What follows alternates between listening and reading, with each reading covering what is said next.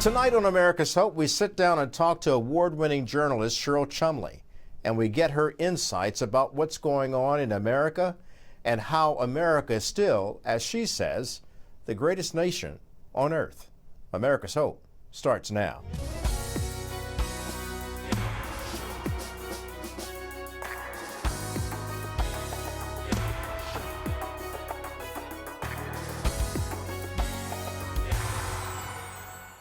From the NTD Global Headquarters in New York, I'm Kelly Wright, and this is America's Hope. Good evening. Thank you for joining us this hour. As always, we do hope that wherever you are, that you're safe and well, taking care of yourself and your family. You know, I say that every time because we are living in some perilous days. Many people are not feeling safe. Many people are not feeling that they're getting all of the information that matters most to them. Because when they look at the news landscape of America, they're often finding themselves on a battlefront. What do they believe? What do they receive? Is it accurate? Is it true? Is it informative? Is it inspirational? Well, tonight we're going to talk to a journalist who looks at the news from a biblical worldview, and she'll discuss why that matters. I'll be talking to award-winning journalist for the Washington Times, Cheryl Chumley. Let's get started. Cheryl Chumley joins us now on America's Hope. Cheryl, it's good of you to be part of America's Hope today. And I look, for all intents and purposes, you are the online opinion editor, a commentary writer, and the host of Bold and Blunt podcasts for the Washington Times. And you've also been described as being a best-selling author of several books. In fact, you have a new book out now entitled Chloe. Let's start right there about your new book and what it means to you to get that out. It's so great to be on your show, Kelly. Thank you for having me. And as you say, yes, it's my first fiction book to be published. And this fiction book deals with what? So it's about a little girl who is raised in horrible conditions, and her journey in darkness for years and years in her life until God stepped in and granted her grace in a most mysterious manner. And I wrote it because if you look at the church of today, I think we do a great job about preaching to the choir, right? Preaching to those who are already in the church. But we can always do better about reaching those who are walking in sin and really would never step into a church because they see no reason to go to church. They don't believe in God. And I think Christians need to better understand those who walk in sin and why they do so. And that was my hope with writing Chloe. That's quite a scenario for people. And look, you're a journalist, and some people might be scratching their heads saying a journalist is talking openly and writing openly about her faith. Why is that still viewed with some degree of skepticism from a lot of people in the media world? Well, you probably know just as well as I do that many in the media are atheists, secularists, and even those who claim they have a belief in God. If you look at polling from Pew Research Center over the years, if you look at what these journalists actually believe, it's much more in line with the secular world than it is with those of the faith community. So when someone like you, right, like me, are open about our Christian faith and how we approach things from a Christian perspective first, it comes across as radical, but really that's what our nation was built upon. It was built upon God-given rights and liberties, and as part and parcel of that, you have to have a belief in God.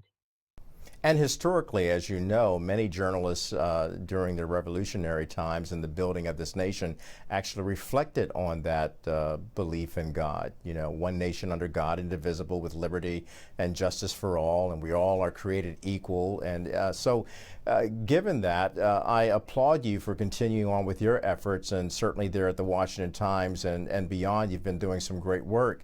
Let's talk about the state of the media today, because we are in the presidential election. And we do see the media, getting hyped about it, which they typically do every time there's a presidential election. What's your take on it from the inside looking out to the rest of the media?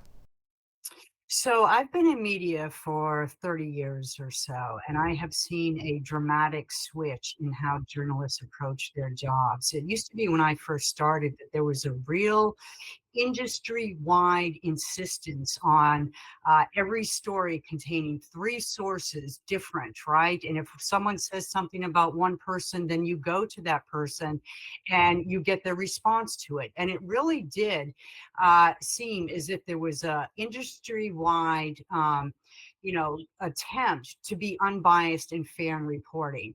Fast forward a few years, and it just seems like many of the journalists who are out there today take pride in bringing down political opponents. They love the idea of getting Trump or getting whatever politician they're interviewing who differs in viewpoint than they themselves do. And it just seems that these are the people who win the awards. These are the people who get promoted through the ranks. And we're at this situation now, Kelly, that I don't have to explain to you.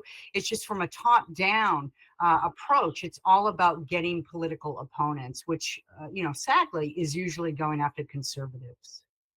So, when you explain it like that, and I totally agree and understand what you're saying, it is problematic. What does this do to the psyche and the moral value of the American people who receive this kind of information 24/7 in the news cycle?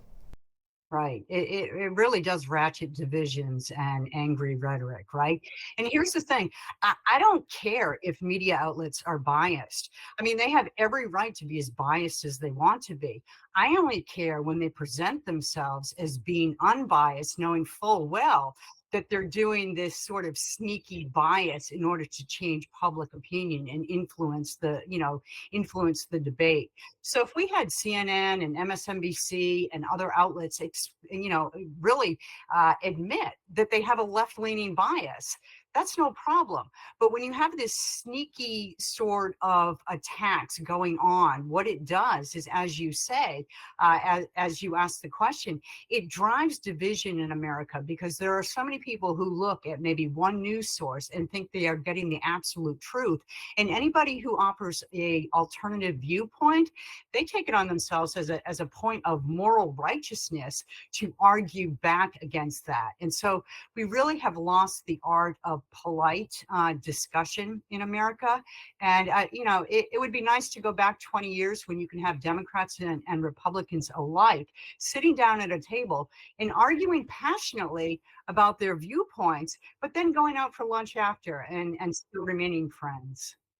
It's what you and I have grown accustomed to at the time that we grew up in this industry, being able to report on stories and seeing the left and the right, Democrats and Republicans, go at it with each other, agreeing to disagree, but still finding that common ground in living in harmony, which means they had to realize that, yeah, we're divided on this issue, but let's find that bipartisanship that we can have for the common good of the American people.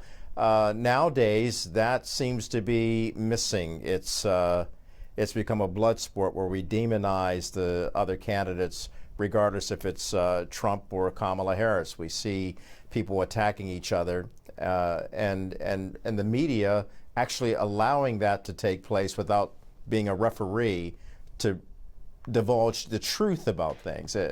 Is that how you see it?